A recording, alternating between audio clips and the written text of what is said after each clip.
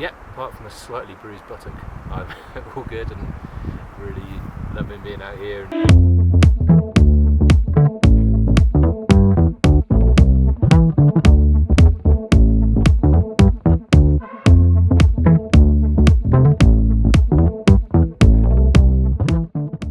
We got lucky with the weather again, the whole trip, 3 weeks, just been amazing. I think we maybe had 20 minutes of rain and we've just got this incredible scenery now. We're up in the Djety-Oguz Gorge, just above Karakol, and here are the 7 bulls behind me. This amazing red stone.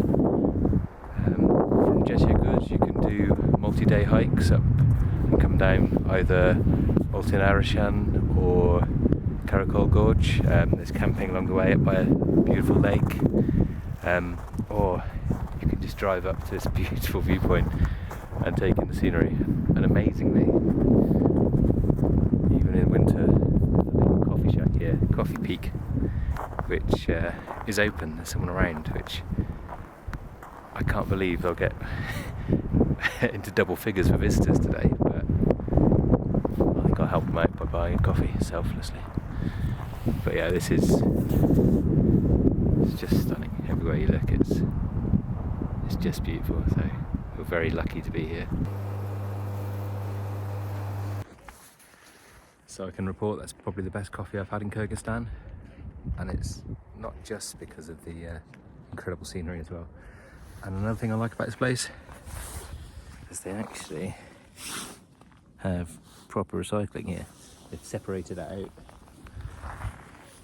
and it helps to keep this beautiful nature as pristine as it is. The differences between Kyrgyzstan and Uzbekistan are vast. Uzbekistan is beautiful and is very much, a big part of it is very much about the Silk Road history and the architecture and just the culture, and it's a wonderful way to spend 2 weeks exploring, getting to know and seeing all the sites and learning all the rich history. Kyrgyzstan doesn't really have that so much because of the nomadic lifestyle the people led. Since kind of Soviet times, obviously they're more settled now, and you're getting the cities, but just all around you have this just incredible scenery, and it's such a change. I mean, Uzbekistan, I barely saw a hill, I think, but here in Kyrgyzstan you're just surrounded by mountains everywhere, and every day is just breathtaking. You're just constantly amazed by the scenery, and this is such change, and it's a beautiful way of combining the two countries that are so close to each other. I mean, they border each other, and it's very easy to get across from one to another, so it's a good way to do it.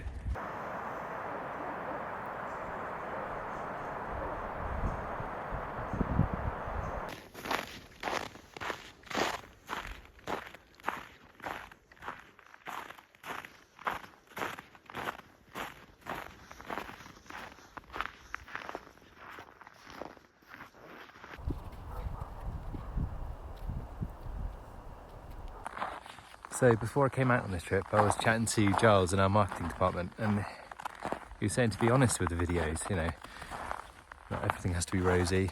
You can say when things maybe don't live up to expectations or not quite as you imagined.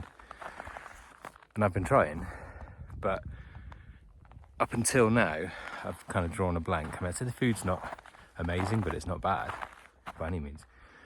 But the one big flaw with Kyrgyzstan is that the snow is absolutely rubbish for snowballs. It just doesn't stick together.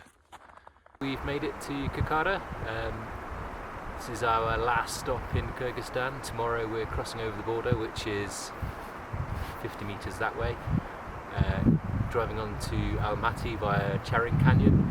I'm hoping that the canyon has this beautiful kind of snow covering it as well, but I've been told it's maybe a little bit drier there and less likely to have snow. But the whole drive today has been incredible. Snowy landscapes the whole way. The drive's been fine. It's icy in places, but the vehicle has snow-studded tyres, so it hasn't really been any issues at all. The only slight problem was when I got out of the vehicle to take a picture and fell flat on my bottom.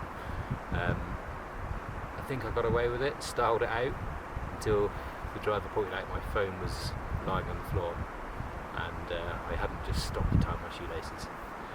But yeah, apart from a slightly bruised buttock, I'm all good and really loving being out here. And the amazing thing again is, with all these yurts, which are exceptionally comfortable, yet again I've got the entire place to myself. So here is the inside of the yurt in Karkara, and here is my lovely traditional Kyrgyz style hat that I've been given by a lovely guide, and that's the view. It's incredible. Obviously it's winter, it's getting a bit cold here. They have a coal fire as well, which is accessed from out here. So in the middle of the night, I said don't be surprised if you hear people coming into your yurt. And then in here I have a very nice shower and a hairdryer, which I don't think I'm going to use. So I'm just going for a walk in the yurt camp. The lovely local dog from the camp is keeping me company. A very friendly little dog, and I kind of feel like he's my local bodyguard, really.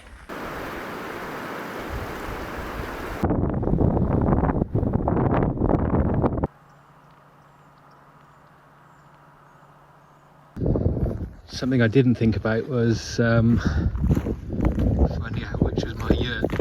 I know it's one of these, and I'm the only person staying here, and I think there's a light on this one, but all the yurts are quite similar.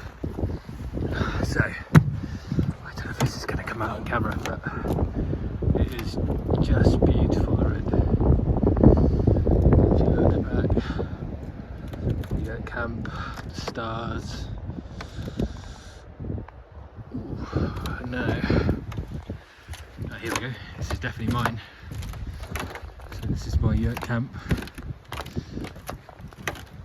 You can see inside. There's my coal fire. Oh my god, it's cold now. It gets down to, well, -40 here in the winter, I think. Tonight I think it is maybe -10. It's quite cold when the breeze picks up. So, carrying on from outside into inside. It's lovely and warm. There's my coal fire. Can't really see outside, so I might close the curtains to stop the wolves from looking in.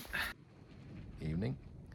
You can't quite see from here, but outside my windows of my yurt camp, it's the most amazing display of stars that I've seen in a long time. And with the lights off, you can just look out as you fall asleep over the stars, and it's beautiful.